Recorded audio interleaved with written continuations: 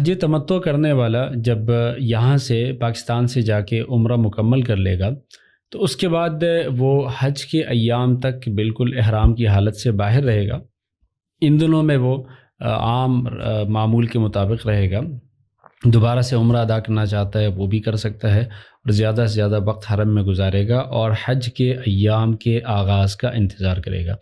اور حج کے ایام کا آغاز ہوتا ہے 8 ذی الحجہ سے۔ تو 8 ذی الحجہ کو یہ آدمی حج کا احرام باندھے گا، اور حج کے احرام کے لیے حرم کے حدود سے باہر جانا ضروری نہیں ہے، بلکہ وہ اپنے ہوٹل سے ہی احرام باندھے گا، اور 8 ذی الحجہ کو اس نے جانا ہوگا منا۔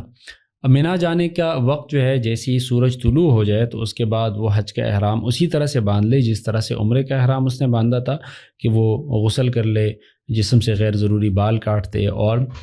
اس کے بعد یہ حج کا احرام باندھے گا، حج کے دونوں چادریں پہن لے گا، اور اسی میں سے 2 رکعت نفل نماز پڑھ لے گا،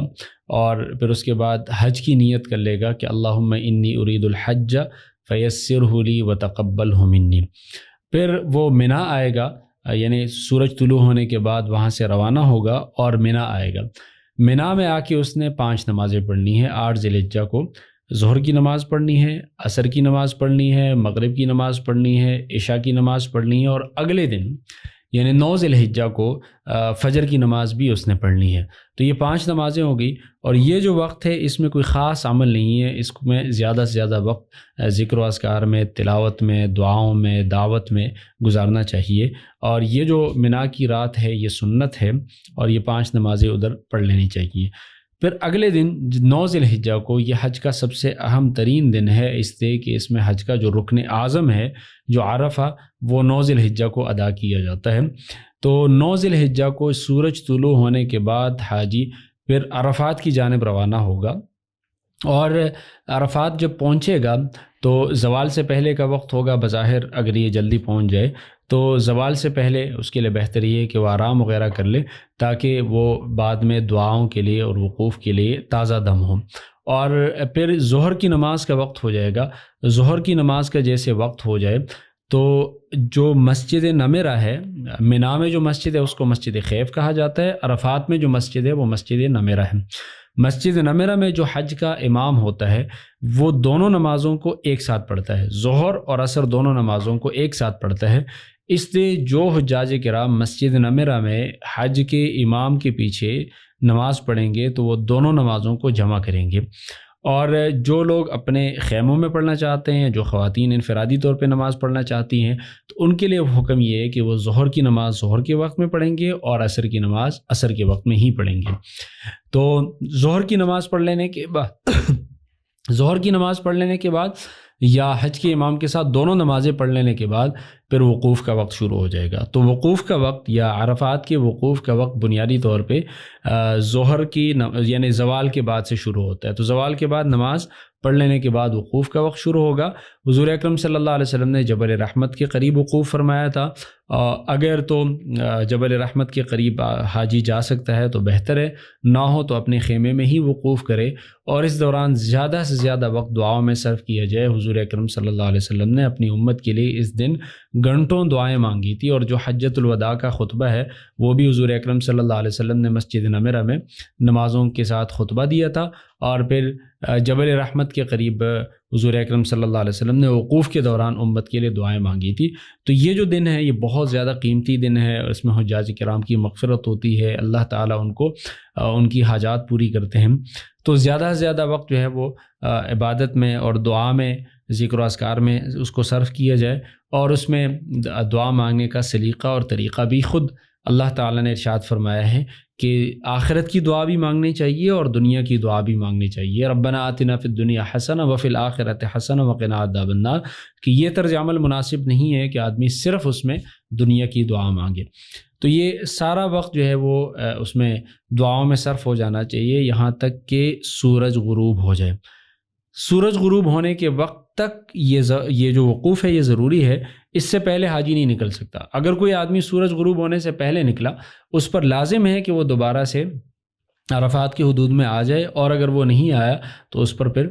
جنایت کا دم لازم آئے گا۔ تو سورج غروب ہونے کے بعد پھر حاجی عرفات کے میدان سے نکلے گا اور مزدلفہ پہنچے گا۔ وہ یہ بھی کر سکتا ہے کہ سورج غروب ہونے سے پہلے چلتا رہے یہاں تک کہ آخری حد میں پہنچ جائے اور سورج غروب ہونے کے بعد وہ حد کو کراس کرے، لیکن بہتر یہ ہے کہ وہ یہ وقت دعاؤں میں صرف کرے اور سورج غروب ہونے کے بعد ہی وہ آگے پھر مزدلفہ کی جانب روانہ ہو۔ تو سورج غروب ہونے کے بعد پھر وہ مزدلفہ کی جانب روانہ ہوگا اور رستے میں مغرب کی نماز نہیں پڑھے گا، بلکہ مغرب کی نماز پہنچ کے مزدلفہ میں ہی ادا کرے گا، اور مزدلفہ میں پہنچ کر عموماً عشاء کی نماز کا وقت ہو چکا ہوتا ہے، تو اس وقت دونوں نمازیں یعنی مغرب اور عشاء کی نماز دونوں کو عشاء کے وقت میں پڑھا جائے گا، اور اس کے لیے جماعت بھی ضروری نہیں ہے، باجماعت دونوں نمازیں پڑھنی ہو، انفرادی طور پہ پڑھنی ہو، خواتین نے الگ سے پڑھنی ہو، تمام صورتوں میں دونوں نمازوں کو جمع کیا جائے گا اور عشاء کی اس میں وقت میں ان دونوں کو ادا کیا جائے گا۔ اور یہ دونوں نمازیں ادا کر لینے کے بعد حجاج کرام پھر آرام کرتے ہیں، اور یہ جو رات ہے مزدلفہ میں گزارنا سنت ہے، اگلے دن کا وقوف پر واجب ہے۔ اور یہاں سے حجاج کرام اپنے ساتھ شیطان کو کنکریاں مارنے کے لیے کنکریاں بھی ساتھ لیتے ہیں، اور جو کہ 70 کنکریاں ہونی چاہیے۔ اگر سارے دنوں کی رمی کی جائے تو یہ 70 کنکریاں بنتی ہیں، تو 70 کنکریاں یہاں سے حجاج کرام کو لینی چاہیے۔ پھر رات گزارنے کے بعد اگلا دن جو ہے وہ 10 ذی الحجہ کا ہے، جس میں سب سے پہلا عمل مزدلفہ کا وقوف ہے، جو کہ حج کا واجب عمل ہے، اور اس کا جو وقت ہے وہ فجر کی نماز کا وقت شروع ہو جانے سے لے کر سورج طلوع ہونے تک ہے۔ تو اس لیے حاجی کو کے لیے مناسب یہ ہے کہ جیسی ہی فجر کی نماز کا وقت داخل ہو جائے وہ فوراً نماز پڑھ لے، بالکل ابتدائی وقت میں نماز پڑھ لے، اور اس کے بعد پھر مسلسل وقوف کرے۔ اس وقوف کے دوران وہ دعائیں مانگے اور زیادہ سے زیادہ دعا مانگے۔ یہ جو مختصر وقت ہے وقوف مزدلفہ کا، یہ بھی دعاؤں کی قبولیت کا وقت ہے، اس میں بھی زیادہ سے زیادہ دعائیں مانگنی چاہیے۔ اور پھر حاجی یعنی فجر کی نماز کے فوراً بعد وقوف شروع کرے گا، اور وہی سورج کے طلوع ہونے تک یہ وقوف جاری رہے گا۔ پھر سورج کے طلوع ہونے میں اتنا وقت رہ جائے جتنی دیر میں آدمی 2 رکعت نماز پڑھ سکتا ہے، تو اس وقت پھر مزدلفہ سے روانہ ہوگا، اور مزدلفہ سے روانہ ہو کر، یا عموماً حجاج کرام یہ جو سفر ہے یہ پیدل طے کرتے ہیں، تو پھر پہنچ کے منا آئے گا، اور منا میں پہنچ کے سب سے پہلا عمل جو ہے وہ ہے جمر عقبہ کی رمی کرنا، جس کو ہم اپنی زبان میں بڑا شیطان کہتے ہیں، کہ بڑے شیطان کی رمی کرنا آج کے دن کا جو اہم دوسرا عمل ہے وقوف مزدلفہ کے بعد۔ اور اس میں یہ بات ذہن میں رکھنی چاہیے کہ یہ جو پورا سفر ہے ابھی تک، اس میں مسلسل حاجی کو اس کا تلبیہ کا اہتمام کرنا چاہیے، اور یہ حضرت ابراہیم علیہ السلام کی اس دعوت پہ لبیک ہے جو کہ انہوں نے اللہ تعالیٰ کے کہنے پر حج کا اعلان کیا تھا، تو لبیک اللہم لبیک، یہ مسلسل اس کو پڑھتے رہنا چاہیے۔ اور جب جمرہ کی رمی کے لیے حاجی پہنچے گا تو اس وقت تلبیہ بند کر دے گا۔ تو رمی کا طریقہ یہ ہے، یہ جو رمی ہے سورج طلوع ہونے کے بعد اس کا بہترین وقت ہے زوال تک، اور پھر زوال کے وقت سے مغرب کی نماز تک یہ جائز وقت ہے۔ مغرب کی نماز کا یہ سورج غروب ہونے کے وقت کے بعد اس کا مکروہ وقت ہے۔ اگلے دن فجر کی نماز کا وقت داخل ہونے تک کوئی آدمی معذور ہو تو وہ رات کو بھی رمی کر سکتا ہے، عام آدمی کے لیے بہتر یہ ہے کہ وہ غروب سے پہلے رمی کر لے، اور زوال سے پہلے اور زیادہ بہتر ہے۔ تو رمی کے لیے وہ ایسی جو جمر عقبہ ہے، پہلے جمر اولا آتا ہے، پھر اس کے بعد جمر وسطیٰ ہے، یعنی پہلا چھوٹا شیطان، پھر درمیانی شیطان، پھر بڑا شیطان۔ تو جمر عقبہ کے پاس پہنچ کے وہ اس طرح سے کھڑا ہوگا کہ دائیں جانب اس کا منا ہو اور بائیں جانب جو ہے نا وہ بیت اللہ ہو، اور وہ کنکری لے کے دونوں انگلیوں میں اس طرح سے پکڑ کے شیطان کی طرف کنکری مارے گا، اور